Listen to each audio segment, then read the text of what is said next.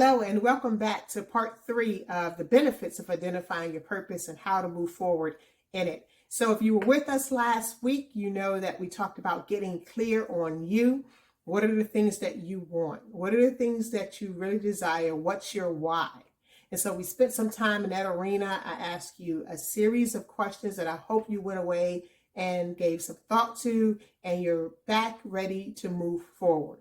So today in our series, we will be discussing just how do we begin the process of moving forward? What are those questions that we need to ask ourselves? What is that outcome that we're seeking to have in the first place? And so number one is just that. What is the outcome you're seeking? So there are three things, at least three things I believe that you should have in order to get what you want. Okay, there could be others, but we're just going to stick to these three for now. Number one is you need to have a clearly defined outcome. So when you went back and you got clear on you, hopefully you discovered through that process and obviously through prayer and the Word of God that this is what you'd like to persevere in. This is what the Lord has laid on your heart to move in this area of your life. So number one, get clear on the outcome you're seeking. What do you want to be different? What do you want that you don't have right now? So once you know that, now you have a destination in mind, and you're not just grabbing a hold of different things to go and try to do with no clear target in mind. So number one, get clear on the outcome. Number two, you need the motivation. A lot of times we say, oh, I want this and I want this badly, but we're not motivated to do anything. So my question to you is, what are the advantages if you get what you say you want? If you achieve the outcome, what would be the advantages for you? What would be better for you?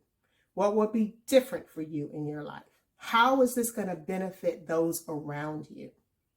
What would others be seeing in you if you achieve the outcome that you want? And then disadvantages. What if you do nothing? What if you continue on the path that you're on and you don't do anything that moves you closer to the purpose that God has for you? What is life going to be like for you?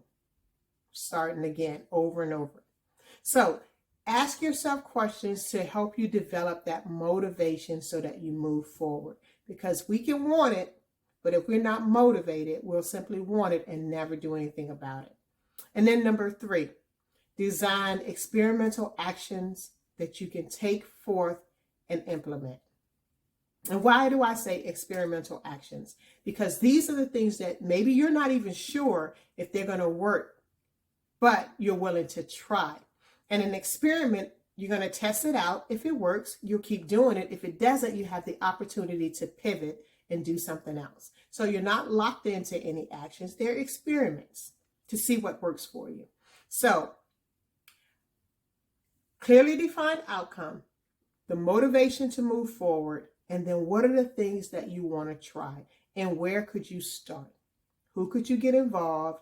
Who could hold you accountable? How could you hold yourself accountable? How are you going to know you're making progress? What are those milestones, those key indicators? So those are all some things that you want to think about as you prepare to move forward. So I thank you for joining me for this part 3. Stay tuned to part 4 and the remainder as we go into individual steps, talking about vision and who to let into your space as you take on these tasks and so much more. So I'm glad you're here.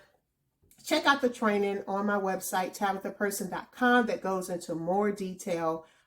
There's some downloadable resources that will help you in this area too as you coach movement forward. Thank you and have a great day.